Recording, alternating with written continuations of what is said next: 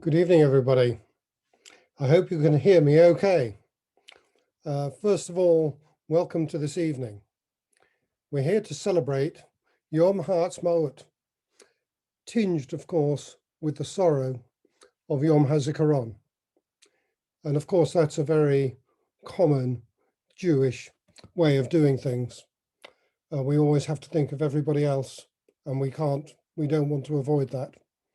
Let us always remember what brought us to Yom Haatzmaut. I'd like to really begin by welcoming everybody. Thank you all very much for coming. We've got a very interesting lineup this evening. That doesn't include me, by the way. All I'm doing is asking the questions. But you'll soon see why this is really going to be interesting. And I'd like to begin by thanking BNJC for organizing this evening. It's a great initiative. How else are you ever going to celebrate Yom Haatzmaut in lockdown? This is a very good way of doing it. And I see a huge link between what BNJC are doing and what Israel is doing. Israel is for all Jewish people, even what they call the non-religious Jewish people, because a lot of Jews do claim to be non-religious. It doesn't matter. They're for Jewish people. And that's what BNJC are doing in establishing a community at their very exciting new Jewish center in New Church Road. So moving on, this evening, I'm going to be asking questions of three people, one of which I'm certain nearly everybody will know, another who will certainly be known to many, and another who probably isn't known to so many. And it's a good mix. First of all, we have Ivor, who recently made Aliyah to Israel, his daughter Judy, who made Aliyah to Israel 29 years ago, with a little break in between, and I'm sure she'll tell us something about that. And then Yaara, who decided to come to England from Israel around 6 years ago. And I'd like you to join me in welcoming them and the ability to ask them questions and hear what they've got to say. So welcome to you all. I'd like to begin by addressing Ivor. Yeah. Good evening, Ivor. Good evening, Michael. Now, you're the one who's made the most recent move to Israel. Could you tell us a little bit briefly about why you made the move and how you're finding things? I'll do it the other way around. I'm finding things very well, thank you. I've timed it perfectly, more by luck than judgment. Coming here the 26th of November, since when the weather has greeted me, apart from my family have greeted me, friends have greeted me, it's been one long holiday, as far as I'm concerned. Not for us. As you can hear. But it's worked very well. What made me come? Well, after Jill had passed on, and recognizing the extent of Judy's involvement and help, not just help, I mean, she was a tremendous tower of strength during the illness. I didn't want that to happen again, for her to come over here at the expense of her own family. It's not right. So instead of the mountain going to Muhammad went to the mountain. That's why I came. Well done. And tell us a little bit more, Ivor, about, how easy it was to go into Israel, because we do hear sometimes it's quite difficult. How was it easy? How do you feel? Do you feel safe in Israel? I've visited Israel many times, probably 100 times or more over the past 40 odd years. I've always felt safe here, even during times of the troubles. So I don't feel indifferent. I walk openly in the streets, no problems at all. What was the first part of the question? How easy it was to get here. How easy? Well, there's an old saying, it's an ill wind that blows no good. Well, COVID is an ill wind by any stretch of the imagination. But if I tell you that when we arrived in Israel, we left the plane, because Judy came with me. We left the plane, we were through the airport, literally through the terminal in 35 minutes. Wow. And that was including being met by the Jewish agency, dealing with the paperwork, getting luggage, the lot. I couldn't believe it. It was so easy, and it was all down to COVID. They couldn't get rid of us quick enough. I don't think that's a good reason for having COVID, actually, Ivor. Nor do I. But I said it's an ill wind. Yeah, very good. Let me just turn to Judy, because you're different. You've been there for 29 years, Judy. What do you think of it so far? You know, Michael, we always keep the receipt. You never know when you might want to return the goods. I love it here. I wouldn't live anywhere else. Having lived in the UK and then moving here and then moving back to the UK for a few years, there's no question in my mind that this is the right place to me. Not just for me, but to raise my family here. And a good question you asked, how safe we feel. I've never had a day of feeling threatened or, you know, that I'm not in the right place. We loved our time in England. I'm not trying to say that we, you know, had a fabulous upbringing and Brighton's a wonderful place to grow up, but I have to say that living here outweighs all the advantages, in my opinion, of living anywhere else. Okay. I'll add in something, Michael. Please. You do notice the tremendous difference in maturity of Israeli youngsters, the age of, say, 22, having left the army, having done community service. They are adults. I've seen now 4 grandchildren go through, and they're all amazingly adult. Now, I don't think that happens in England. They take a lot longer to mature. Don't you think, Ivor, that the military service has something to do with that? Oh, a lot to do with it, yes. Yeah. I mean, we're now getting to some of the differences between living in the UK and living in Israel. And obviously, military service is one of the big differences. And I've certainly seen young people who go through that. I totally agree with your comment on maturity. But Judy, tell us a bit more, because you've got children who've gone through the military service and also the community service, which is different to what we experience in the UK. Can you tell us a bit about all that, please, from your direct knowledge? Yeah, so I can tell you from my perspective, it starts at Scouts, which I was in Brownies. I think my brothers were both all in Scouts and Cubs, and there is an organisation, but here it's much more prominent and sort of all-consuming even. You know, my kids were leaders in their groups, whatever you call them, and you know, it took priority over everything else.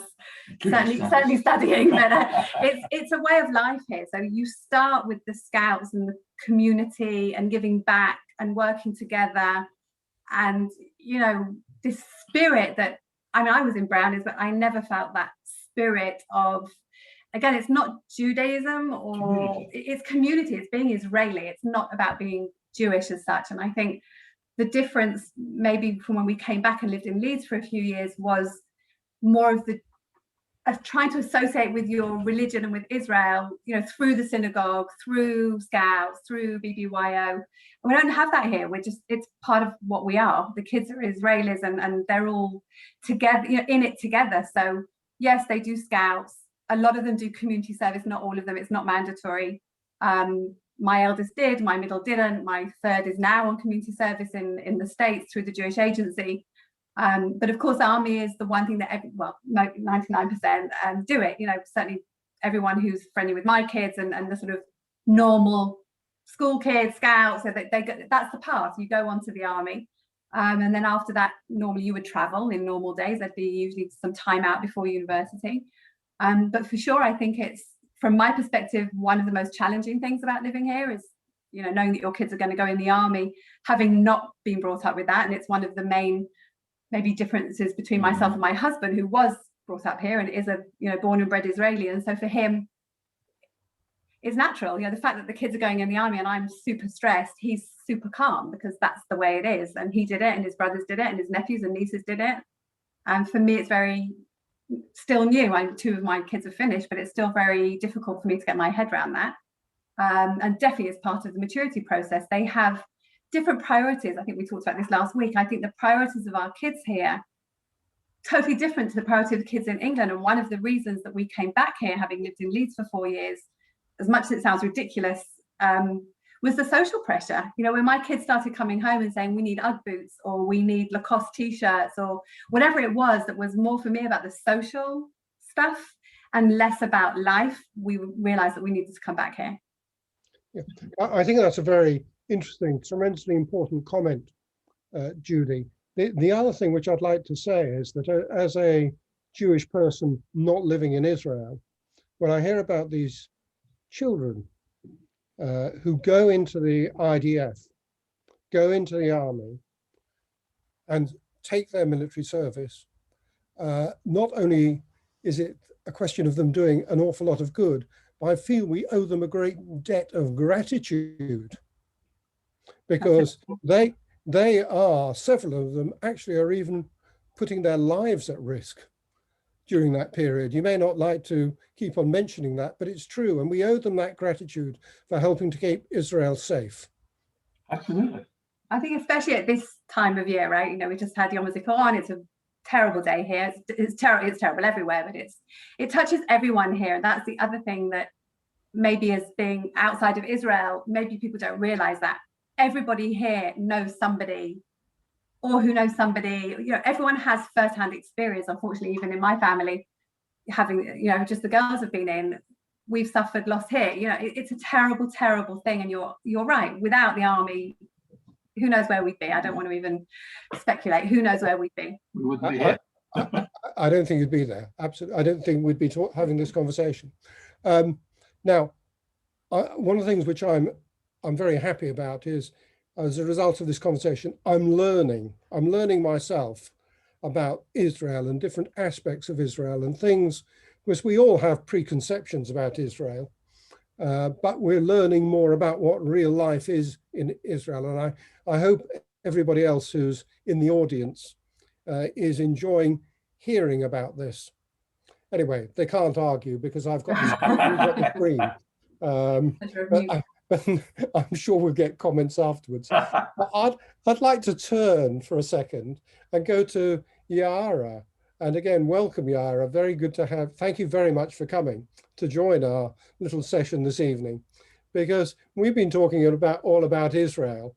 And I had a wonderful conversation with Yaara in the past few days to hear the sort of things she thinks about Israel. So before I even begin to question you about the UK, and you can tell us how wonderful that is a bit later, Yaara, I'd like to begin by asking you to tell us a little bit about where you come from in Israel and what you think is so important about Israel. Wow. Yes. Hi. No pressure there. Hi, Michael. It's thank you for having me, first of all. And Yom Haatzmaut Sameach, everyone. Absolutely. Right. I grew up in a small town. I was born in a small town called Maskeret Batya. It's a very old historical town. But my adult life, I lived and worked and studied in Tel Aviv. So I guess I kind of experienced different facets of Israeli life, you can say. As a kid, it was kind of a small community, going to the regional school, and later on kind of experiencing a more international, more sort of, I guess Tel Aviv is kind of more open to So I'm losing a word here because I think in Hebrew. I still think in Hebrew. Go ahead. Um, Test us, yeah, Yaara. yeah. Anyway, what was the second part of the question? Sorry. So really, when I was speaking to you, you were telling me about your interest in Israel, because I think everybody watching should know that you didn't just spend an ordinary life in Israel. You spent some time in the USA. Oh yeah, when I was very young, yeah. Yeah, but you still spent your time there. And you've also done an awful lot of different things during your career. So you've got an awful lot of experience of life in general. And I was very intrigued by, and I think everybody would like to hear what you were telling me about the environment in Israel and how you think more needs to be done to protect it. Yeah, I mean, okay. Well, first of all, yeah, I've been to many countries. I've had a privilege to live in many countries, not just travel. But I was, first of all, I have to say, I was raised with a very deep love for Israel. Even when we lived abroad, the music we heard at home was Hebrew music. We celebrated the holidays. We were always taught to love the country and everything it has to offer. And I think it's always sort of stayed in my heart. Israel is very rich in history and nature and wonderful places. And yeah, I guess in time I became a little more critical about how it's being preserved. Having studied history and our history, I'm quite precious about these sort of subjects. I mean, there's just everything in it. It's such a small country and it has everything in it. And I guess, yeah, it's worth visiting. It's worth traveling. There's just a lot to do and see. I still haven't had enough. I still haven't seen everything and been everywhere. And again, it's just such a small country. It's unbelievable how incredible it is. So there's an awful lot of undiscovered things to see in Israel, because when we think of Israel, I don't think we naturally think of Israel as a nature reserve. But what you're telling us is it is. Many places, yeah. I mean, Yeah. when you think how tiny it is, and how many different kinds of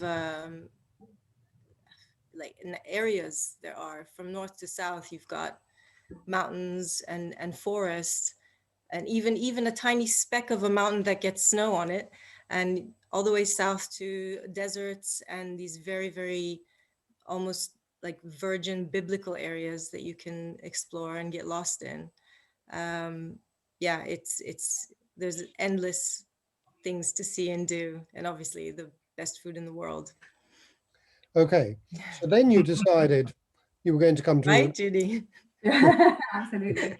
I see you nodding there. Yeah. You have amazing food here. So Yaara, you decided to come to the UK. What are the things that you like, that you found that you like in the UK?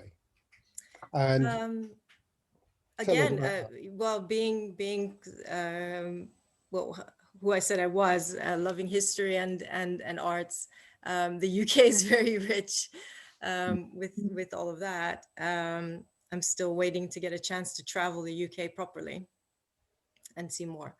But yeah, I guess it's a more laid back country in many ways. I think as much as, you know, it was very natural for me to live in Israel, there's something very sort of intense and sometimes a bit overbearing at times, maybe. It's a very intense country. There's always things going on. It can be a little aggressive sometimes. And here there's a definite feeling that it's more relaxed. Yeah, I guess fair comment. yeah, good. Okay, let me come back to well, Ivor and Judy. together, because one of the subjects I'm going to raise the subject of politics, but don't worry, I don't want to talk about politics. I want to talk about how interested Israelis are in politics. So let's not worry about right wing, left wing, middle wing, or whatever it is, but just to discuss, you know, and compare it to how people are in the UK. Because I think Israelis have a different interest in politics as a subject compared to the British. So could you comment on that a little bit, please? Sure. That's one of the things that struck me when I was here leading up to the most recent election, and no doubt which will also lead up to the next one in a few months' time, I expect. Seems to be a national sport having elections here. No, seriously, the intensity of people's feelings about politics is quite extraordinary compared to the UK. I mean, people have political views, obviously, but the way they express them here is so vociferous, so emotional. You cannot have a political debate here. If you have a debate program, as soon as one person starts to speak, someone else interrupts and shouts, and then it develops into a shouting match. There is no such thing as the sort of debate on question time or anything like that in England. It just doesn't exist. And that tells you a lot, that people are very, very involved and very concerned. And they know they're right, each one of them. I think, Michael, it's part of really what Yaara said, that we're an emotional people. It comes from emotion. It's not because I 100% agree, we can be aggressive, and there's something very stressful about living here. It's 100% true. And I think certain characters or personalities wouldn't survive here. And Uncle Bill was here, my late uncle lived here, hated every minute of living here, was much too British, couldn't bear the fact that he'd be on the phone in his office and someone would say, Bill, have you got a second? And he'd be like, I'm on the phone, like, what, leave me alone. So, but whereas here we're multitasking, and we're doing this with our hands, and we're saying, give me a second. And it's this Mediterranean, aggressive, passionate, emotional, everyone's got an opinion. We're screaming at each other, but in 2 seconds we're hugging each other. It comes from this multifaceted, I guess, mixed culture, right? Israel's a very young country. It's come from every country in the world, and we're all marrying each other, and we're mixing our personalities and our characters. And so we have this hot-blooded, temperamental, loving, stressful way of life. And politics is a big part of that. It has a huge impact on us. It's not British politics, where it doesn't really necessarily impact everyone. Here, it impacts all of us. And so we're passionate about it. We care about it. And everyone's voice matters. We're a small country. 10,000 votes here, 10,000 voices there. It changes everything. Sorry, I'm getting very passionate about my politics. But I think there's an example for you. That's what we want to hear, Judy. That's exactly what we want to hear. That's why I asked the question, because it is so different, isn't it? Mm-hmm. And the interesting thing you were saying is you can have an absolute screaming match about politics, probably within your own family, and 2 minutes later, you're all sitting down for dinner and totally happy. Doesn't make any difference. Here, if you have a hot, passionate debate, that can be the end of a relationship for years. Yes, it's quite different. It's part of conversation here. It's like getting up in the morning and saying, have you read the news, or did you see the football results? It's part of what we do. So yeah, we go to the office and we go to the kitchen and make coffee and scream at each other. And 2 minutes later, we're in a meeting talking about the future of our business. It's just totally normal. No one's upset. No one's not talking to you. They might think you're an idiot and they don't agree with your political views, but life goes on. We don't stop speaking to each other. In contrast, Yaara, do you see the British people as passionate and interested in politics as they were in Israel? Well, first of all, I wanted to say that it was really hard to not butt into your things, Judy, and start kind of talking over you, because we have to behave on Zoom. Thank you, Yaara. It's true. Even in agreement, normally I would have probably started shouting whatever it is I wanted to agree with. And yeah, that's the sort of natural instinct in the way we talk. So yeah, here we're more civilized. Oh gosh, I forgot what did you ask me? Well, it was just to contrast the way we talk about, we look at politics in this country. Oh, right. Yeah. I have to say, well, I'm gonna speak from personal experience, which I found many times quite uncomfortable. And again, it goes with what was just said. We, as an Israeli, I'm kind of used to being able to talk about difficult subjects and then move on quite seamlessly to, being in a sort of a social situation, and kind of moving from one thing to another without really thinking about it and just staying in the fun, but you can still talk about more serious things, more serious matters and things that are happening around the world or politics.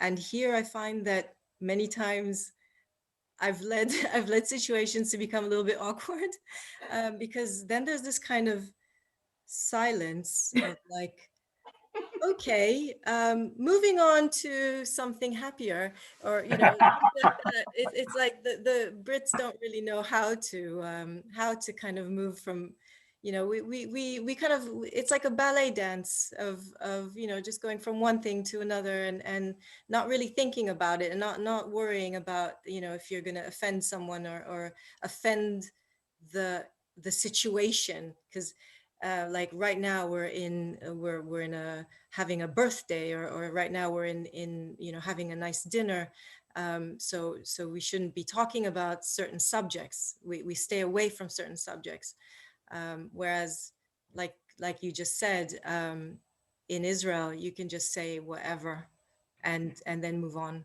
I never actually thought about it until I started living here and became a bit self-conscious even sometimes, depending who I'm with. But Yeah. Good point. Well, Yes, good point. interesting comment. Let's move back to something slightly, easier than politics. And thank you for answering the questions on politics without mentioning politics, which is quite a difficult thing to do. But you did it. What are the things you, Judy and Ivor, well, Ivor, I don't think you've probably had enough chance yet, but Judy, what do you actually miss from England? Marmite, Is that all? Tesco's, Sainsbury's, food shopping, mint sauce, so many things, Cadbury's. I don't know. I miss cheddar cheese. Yeah, cheese. I miss lots of. No, I'm kidding.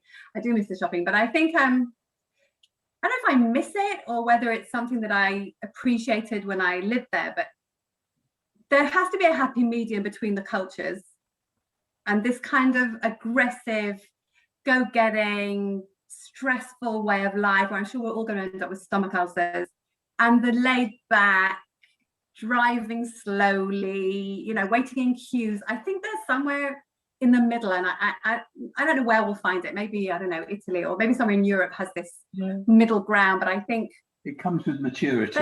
It can come with this country in, say, 30, maybe, 40 years. I don't know. I miss sometimes. I don't know if it's that I miss it. I think I try to give my kids this happy medium between surviving here, because only the fit survive, and in Israel they'll eat you before they'll help you. So there is something to that stand up and fight for your right kind of thing, which I wasn't brought up with. I was brought up with please and thank you, and everyone else comes first, and letting everyone cut into you in the traffic. And I was brought up in this very polite dad way. and I think there's I sometimes miss that quiet, less stressful way of life, although that's not my personality. I sometimes miss that, just being able to do things at a different pace. And sometimes I think I maybe overreach. I'm too stressed in my life. I work 24/7. Everything is to the end of the line kind of thing. And I think I miss maybe balance is what I miss, and maybe I felt that more in England. Well, at least from your answer, Judy and Ivor, we know what to bring you when we come with a suitcase from England, don't we? We'll send you a list, Michael. Thank you. Very generous, as always. Yaara, are there things you miss from Israel?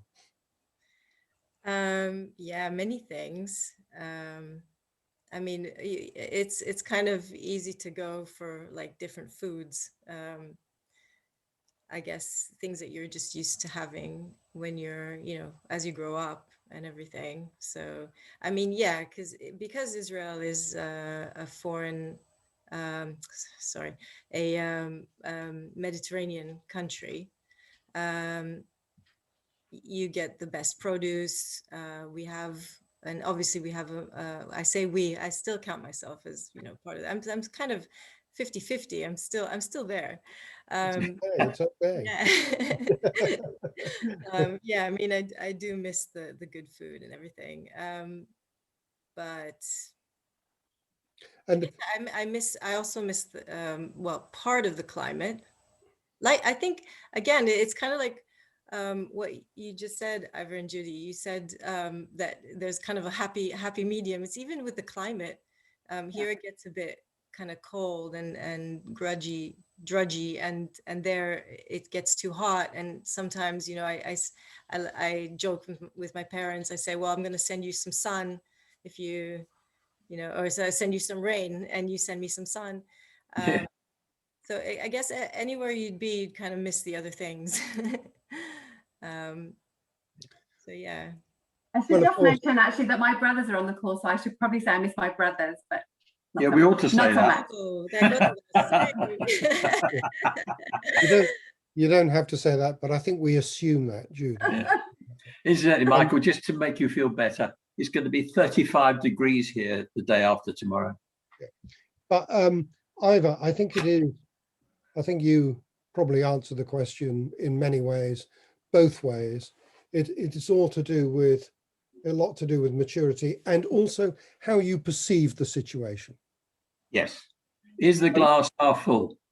Yeah, I mean, we can have awful weather, but actually you can quite like awful weather sometimes. Yeah, get used to it. Yeah, I mean, it does. It's quite a big thing. Okay, I want to, before we finish, I want to cover one other, what I would call serious subject, because Yaara, you said, yeah, you can be critical of Israel in some respects, and I think it's fine to be critical, but we must do it in the context of what Israel is and what it's achieved and what it represents, because it represents the real home for the Jewish people and the spiritual home for the Jewish people. That doesn't mean you have to all go and make Aliyah. We don't all have to copy you, Ivor, but we do have to look towards Israel.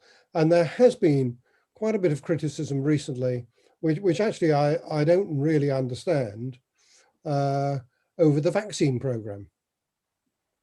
And maybe Judy, you could just, and Ivor, you could just give us a few words on why that criticism really isn't fair. I'm not quite sure what sort of criticism you mean, Michael. It's the criticism over the Palestinians. Ah, well, this is complete nonsense. The vaccine is available. It was offered to the Palestinian Authority, who refused it. That's number one.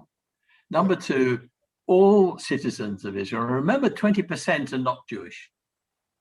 Yeah, all citizens treated equally, all offered the vaccine. Most have accepted, I think 80+%. It's a complete nonsense. It's a complete fabrication.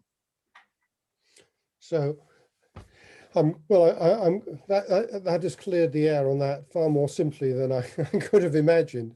But there, you do read continuing criticism over this, and as I say, I just don't understand it, and I'm glad you've. Well, if you accept the Palestinian narrative, you'll believe Israel is evil in every respect. Genocide. Yeah, it's just where you come from. Absolutely. So that is a very helpful comment. Now moving back again to the Israel and how we perceive it. BNJC, having promoted this occasion, one of the things which I've learned here is there's an awful lot that we need to understand about Israel. And I think as a Jewish person in the UK, when we're doing learning sessions, it's often, I would say, more on the religious side. Yeah. Or the practice side, or the communal side. I'm not sure enough attention is given to the Israeli side. And I often think we could all do with more knowledge and education about Israel. And we've gathered some of that this evening. So I'm rather hoping myself that this is not just a one-off event, and maybe this can be the beginning of some series to help people understand better what Israel is, what's there, learn more about what's available in nature there, Yaara. Mm-hmm. But we've got BNJC, of course, are creating this fantastic new centre in Church Road. If you haven't looked at it, please look at it. Please look at the BNJC website, which describes it so well. I mean, it is going to be an amazing centre. Yaara, you need to be one of the first visitors there when it's open. I think it's going to be a really genuine centre, and I think anything we can do to create the connection with Israel will be good. And I'd just ask the panelists here before we close, just to give any comments or suggestions as to how the centre can really connect with Israel in the future. I can give you a couple of thoughts. First of all, it should be linked very closely with an organization called Honest Reporting, and have the information via Honest Reporting, what is really happening, rather than believe what the newspapers say or the other forms of media. That's number one. And number two, I think access to news here, the Israel News channel, if we could do that, pipe that through to people to have that available, that would be a great thing. Thank you. Yaara, do you want to add any comments, please? Yeah, I'd just add to that. I think that's great. I mean, that covers the majority of things, and maybe just add the side of getting to know Israel and kind of what goes on there and what there is to do and see and experience. Just find a way to I don't know, get like either documentaries or possibly organize like sort of like, well, not lectures, but sort of like panels like this when people talk and share different different aspects of Israel on the more sort of as an experience. Okay, thank you. Ivor, I've got a couple of specific questions for you, which have actually come from the audience. The first one, which is, I know you're going to have great difficulty answering, is have you found a way of playing bridge in Israel? I play 3 times a week online. I played this afternoon in the EBU national simultaneous event. I think we did quite well, but can't tell you yet because not till after 10 o'clock tonight to find out when the national results are in. Yeah, let us know. So yes, Ivor. I'll put it on the web. It'll be on the Patcham site. Yes. Well, Patcham has a virtual club, and tomorrow we'll be playing in that. The second question, I see it's on screen, Michael, from Paul Samra. Hello, Paul. It worked. There are, question. I don't know the question. Oh, sorry. Yeah, but the question. The question is, how does the health system work for new arrivals? Very well. I can tell you it was amazingly efficient. There are 4 Kupat Cholim, private medical organizations in this country. And before you come on Aliyah, you have to nominate one that you're going to join. The good news is there's no cost for the first 6 months. At the basic level, you have to pay if you want to upgrade it, but it's not expensive, not compared to private health insurance in England, for example, a lot less. Yeah. Secondly, the efficiency is amazing. I mean, it's been proved over the vaccine program. I arrived on the 26th of November. I had had my second jab by the 11th of January. Wow. And I can't tell you how efficient it was. It was amazing. Well, I think that is fantastic. Of course, Israel is leading the world in giving out vaccines, without any doubt. The UK, I think, can only come second, but it's a very, very good second compared to everybody else. Yeah. In their progress. So we are, in that respect, I suppose we'd aspire from the UK to match Israel. We won't quite achieve that, of course. Thank you very much. So I think I've come to the stage. So Michael, 1 second, Mark's just asked a really good question. Oh. I've never been asked that question before, but I'll read it. So mentioning that the kids became kind of materialistic when they were in the UK, which is one of the reasons why we moved. So Mark's question is, how can we create the warmth and values that come naturally to Israeli society for our community of kids? So brilliant question. I'd have to think about the answer, but I can only think about the differences in the way we bring our kids up here and what their priorities are. And I don't know whether those priorities would ever be relevant in the UK because you don't do army, because Scouts is not such a big thing, because communal life doesn't seem to be. I'm hoping, of course, that will change with all the, the great things that you're doing in Brighton. Hopefully that will change. But it's an absolutely brilliant question. I think the kids here, we live, I think the fact that we're all Jewish is already different, right? There is something very communal between us because we're all the same. We're not all the same, but we all come from the same background. We all celebrate the same successes. We're all happy for the same things, sad at the same times. We celebrate our chagim together. We don't have to fight to be a community. We are. And you guys are doing a great job of creating that community, but it isn't a natural community. You're not all living amongst Jewish people. You're not all celebrating the same things. You're not all driven to the same goals. You live in a very different communal way. My kids walk everywhere. The sun makes a difference. It's not raining here. We don't have to worry about whether they're going to go out and get wet. It's hot and it's nice, and they're walking to each other's houses, and they're walking to Scouts, and they're doing an awful lot of what's the word when you give back? Volunteering. Tons of volunteering work. That changes your attitude on life. You're giving back all the time from first grade. They're taught to give back. They're taught to accept different people to you.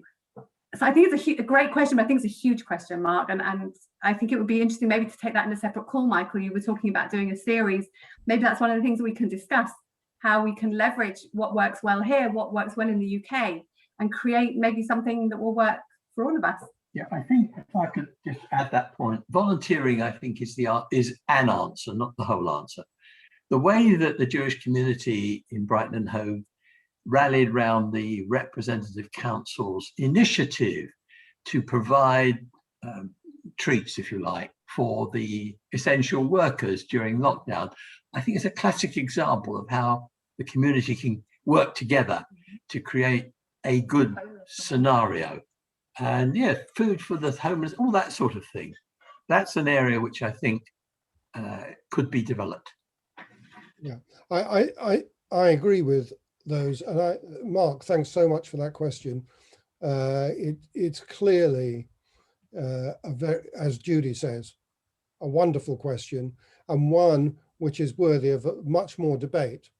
And then Ivor, you talking about our representative council, we are very lucky in Brighton to have a council that is actually trying to actively do things for the whole of the community. And I like that. I think that's a very important feature of Brighton. And of course, there are differences between the various Jewish practices of different synagogues and different people in Brighton, but we all come together. And the Representative Council does that. And BNJC is trying to do exactly the same thing from their community project. I think we have to applaud them constantly for what they're doing and to give them support. Agree. So I think, Mark, apart from thanking you, please actually continue. There's a lot more to do and a lot of opportunity to actually take advantage of what we know happens in Israel. And let's try and move that way. Let's try and take advantage of all that experience and see what we can do. I know any kids that have been to Israel on summer camp or for a year, as some of them do, are different people. Yes. They have friends for life.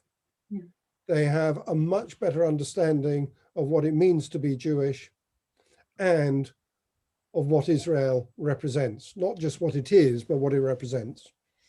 Yeah. So there is a final question from Jerry, who says, can we have Zoom sessions between the communities? Unless anybody wants to answer that in a more complicated way, I'd say yes, I definitely hope so. In one word, yes. Excellent idea. Yaara. Suggest it to the Rep Council. Yeah, I'll make sure that goes forward. So I am now going to close the session, but I'm going to thank Ivor, Judy and Yaara enormously for coming on, speaking so freely, giving us lots of interesting thoughts about differences between Israel and the UK, about Israel, Israeli politics, etc. I think we're all so proud of what Israel represents and achieves. And you've helped, I think, drive that home on this most important day of Yom Haatzmaut. I finally thank you again, BNJC, for getting this together. And I wish everybody Hag Sameach for Yom Haatzmaut. Thank you, everybody. Thank you. Toda rabah.